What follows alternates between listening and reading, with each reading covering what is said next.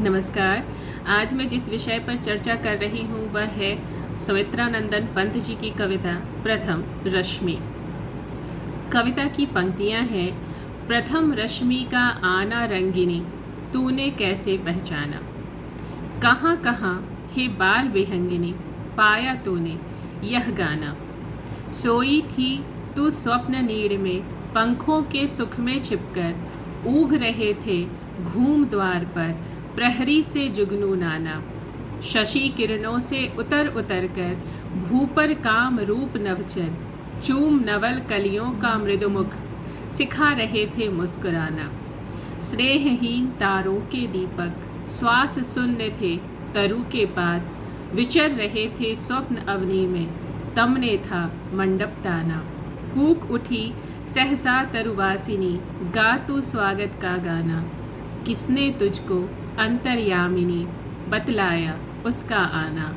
निकल सृष्टि के अंधगर्भ से छाया तन बहु छायाहीन, चक्र रच रहे थे खल निश्चर, चला कुहुक टोना माना। छिपा रही थी मुख शशिबाला, निशि के श्रम से हो श्रीहीन, कमल क्रोड़ में बंदी था अली, कोक शोक से दीवाना। मूर्छित थी इंद्रिया अस्तब्ध जग, जड़ चेतन सब एकाकार, शून्य विश्व के उर्मे केवल सांसों का आना जाना। तूने ही पहले बहुदर्शिनी, गाया जागृति का गाना। श्री सुख सौरभ का नवचारिणी, गूंथ दिया ताना बाना। निराकार तम मानो सहसा, ज्योति पुंज में हो साकार, बदल गया त्रुत जगत जाल में, धर कर नाम रूप नाना। सिहर उठे पुलकित हो द्रुमदल, सुप्त समीकरण हुआ अधीर, झलका हास कुसुम अधरों पर, हिल मोती कासा दाना। खुले पलक फैली सुवर्ण छवि, खिली सुरभि डोले मधुबाल, अस्पंदन कंपन और नवजीवन सीखा जग ने अपनाना। प्रथम रश्मि का आना रंगिणी, तूने कैसे पहचाना। कहाँ कहाँ हे बाल विहंगिनी, पाया यह स्वर्गिक गाना।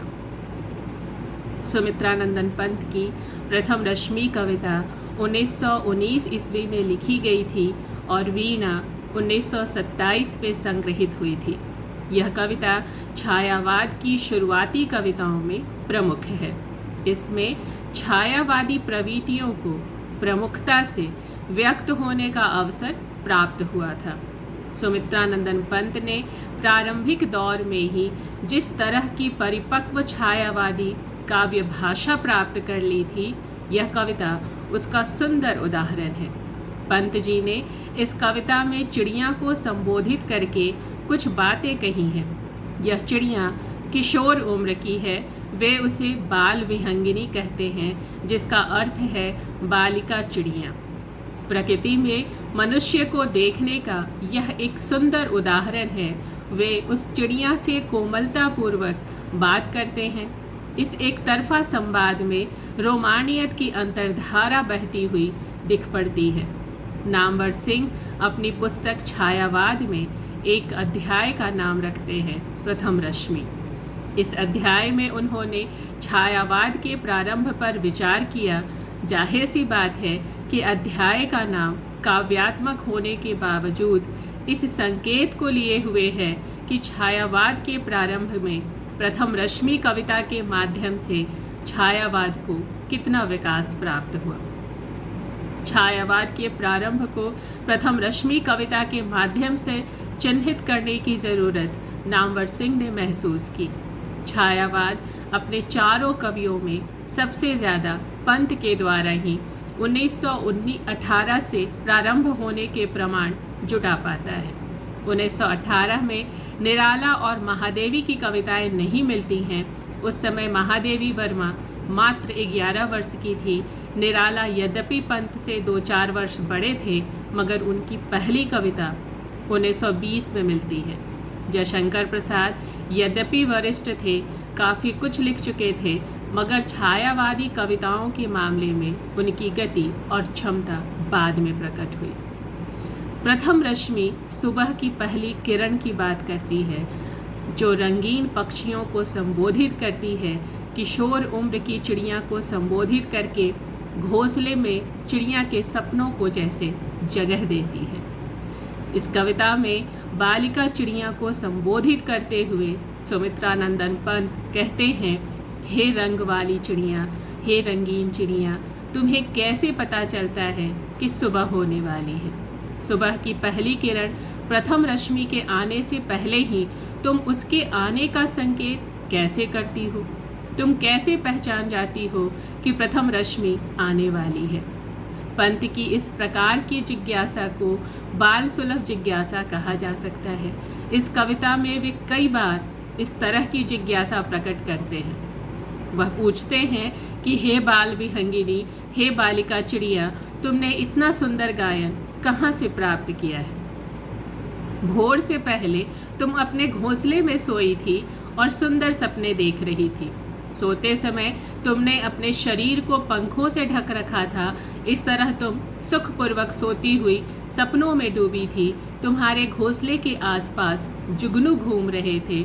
ऐसा लग रहा था जैसे वे तुम्हारे पहरेदार हों और तुम्हारे दरवाजे की रक्षा कर रहे हों। हालांकि सुबह होने तक वे जुगनू थक से गए और ऊँघते हुए घूम घूम कर पहरेदारी कर रहे थे।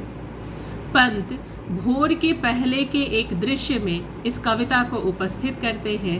अगला दृश्य है, चांद की किरणों के सहारे बादल धरती पर उतर रहे हैं।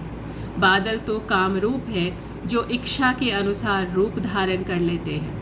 आकाश में चलते हैं मगर चांदनी की डोर पकड़कर और ओस की बूंदें बनकर वे धरती पर उतर आए हैं। उन बादलों ने नवल कलियों के कोमल मुख को इतने प्रेम से चूमा है कि कलियों ने खिलते हुए मुस्कुराने की कला सीख ली है। यह दृश्य इतना खूबसूरत बन पड़ा है। आकाश के तारे रात में दीपकों की तरह चमक रहे थे। भोर होने से पहले ऐसा लगा मानो उन दीपकों में तेल समाप्त हो गया हो और वे बुझते बुझते से धीमे धीमे जल रहे हों। धरती पर हवा लगभग रुक गई थी। पेड़ के पत्ते ऐसे स्थिर हो गए थे मानो वे सांस भी नहीं ले रहे हों। धरती के सभी प्राणी सो रहे थे। चारों तरफ अंधेरा छाया था और केवल सपनों का आवागमन चल रहा था। किसी को आभास नहीं था कि अब रात्रि समाप्त हो गई है और प्रथम रश्मि यहाँ पहुँचने के लिए चल पड़ी है। ऐसे में हे चिड़िया, तुम अचानक कूक उठी। तुम तो पेड़ों पर रहती हो। तुम्हें कैसे पता चलता है कि प्रथम रश्मि आने ही वाली है? इन पंक्तियों में जो पंत हैं वो तरुवासिनी के रूप में कोयल को याद कर रहे हैं, क्योंकि यहाँ कूक शब्द का प्रयोग हुआ है। हे तरुवासिनी, तुम सहसा स्वागत के मीठे गीत के तराने गाने लगती हो। तुम तराने उठाने लगती हो। तुम तो अंतर्यामिनी जान पड़ती हो। लगता है जैसे तुम्हें छिपी हुई बातों की भी जानकारी होती है। पंत इस कविता के अंश में कह रहे हैं कि पहली बात यह है कि तुम अंतर्यामिनी हो। दूसरी बात यह है कि तुम्हें प्रथम रश्मि के आने के बारे में किसने बतलाया। यह जो कविता है रात्रि के अंतिम प्रहर के कुछ और दृश्य अंकित करती है। सृष्टि के गहरे अंधेरे में डूबे हुए अंश को अंकित करती है। उस रहस्यमय अंधेरे के भीतर से मानो भूत, प्रेत, बैताल जैसी शक्तियाँ बाहर निकल आई हों। पंत जी यहाँ लोक मान्यताओं का उपयोग कर रहे हैं। उनके अनुसार रात में पैशाचिक शक्तियाँ सक्रिय हो जाती हैं। रात में छाया के रूप में या छायाहीन शरीर के रूप में निकलकर ये दुष्ट, निशाचर, जादू टोना और मायावी कर्म कर रहे थे। चांद ढल रहा था। ऐसा महसूस होता है मानो चांद एक स्त्री की तरह था। उसके चेहरे पर अपने प्रिय से मिलन और रति कर्म के निशान मौजूद थे। इस बात को पंत ने अपनी शैली में लिखा है। रात के रति श्रम से थककर शशिबाला का चेहरा कांतिहीन हो चुका है। वह अपना चेहरा छिपाते हुए चली जा रही है, जैसे वह डर रही है कि उसके चेहरे पर मौजूद प्रिय मिलन के चिन्हों को कोई देख न ले। इसको देखे जाने से उसका उपहास किया जा सकता है। यह तो आकाश में भी हो रहा है और धरती पर, जलाशयों में, कमल संकुचित थे। कमल की बंद पंखुड़ियों के भीतर भौरा कैद था। अब तो सुबह होने पर कमल की पंखुड़ियाँ खुलेंगी और भौरा आज़ाद होगा। दूसरी तरफ चकवा चकवी एक दूसरे को देखने के लिए चित्कार कर रहे हैं और कवि है जो उनके उन मिलन से बिछड़ने को देख नहीं पाता। चकवा चकई आपस में रात में एक दूसरे को देखने की कोशिश में लगे हैं, देख नहीं पाते। सुबह होने पर उनकी मुलाकात हो पाती है। पूरी धरती सोई है, मानो सबकी इंद्रियां मूर्छित हैं। संसार अस्तब्ध लग रहा है। रात के अंधेरे और सन्नाटे में जड़ चेतन एक जैसे लग रहे थे, क्योंकि किसी में गति नहीं थी। रात के अंधेरे में सब एक जैसे होते हैं। सूनेपन के कारण विश्व एक शून्य की तरह लग रहा है। ऐसा महसूस होता है संसार के हृदय में केवल सांसों का आना जाना हो रहा है। इन परिस्थितियों में हे चिड़िया, हे बाल विहंगिनी, तुमने जागृति का गाना गाया। तुम बहुदर्शिनी हो, तुम ढेर सारी चीज़ों को देख लेने की क्षमता रखती हो। तुम्हारे गान से श्री, शोभा, सुख और सौरभ का ताना बाना पूरे माहौल में बन गया है। अंतिम चरण में सुबह का चित्रण है और कविता में धीरे धीरे वह सुबह आकार लेती है। अंधेरा आकार विहीन होता है, सुबह होती है, प्रकाश फैलता है। ज्योतिपुंज में मानो निराकार अंधेरा साकार होकर दिखाई पड़ने लगा। जैसे जैसे रोशनी फैलती गई, संसार की अनेकानेक चीज़ें अपने रूप और नाम के साथ सामने प्रकट होने लगी। अब तक तो न रूप दिख रहा था, न उन्हें नाम से जानने की गुंजाइश थी। सब कुछ अंधेरे में डूबा था। केवल एक आकार दिख रहा था, जिसे अंधेरा ही कहा जा सकता है। सुबह होते ही पौधों में गतिशीलता पैदा हुई। ऐसा लगा वे पुलक और सिहरन से भर गए हों, मानो सोई हुई हवा चल पड़ी हो। फूलों की पंखुड़ियों पर ओस की बूंदें मोती के दानों की तरह ढुलक पड़ी। यूँ लगा फूलों के होठों पर हंसी झलक पड़ी हो। बंद पलकें खुल गई, स्वर्ण छवि चारों ओर फैल गई। सुगंधित वायु प्रवाहित होने लगी और तरुण उम्र के भौरे डोलते हुए घूमने लगे। स्पंदन, कंपन और जीवन की नूतनता को संसार ने मानो अपनाना सीख लिया। तुम रंगों से परिपूर्ण हो हे चिड़िया, हे बाल विहंगिनी। तुमने प्रथम रश्मि का आना कैसे पहचान लिया? तुमने स्वर्ग की तरह के सुंदर गान को कहाँ से प्राप्त किया? यह कविता छायावाद की शुरुआती कविताओं में से है और इसके प्रश्नों में एक बाल जिज्ञासा है। पंत प्रकृति के सुकुमार कवि कहे जाते हैं और इस कविता में उन्होंने प्रकृति को बेहद खूबसूरती से दर्शाया है। प्रकृति को एक मनुष्य किस भांति देखता है, यह इस कविता में स्पष्ट होती है।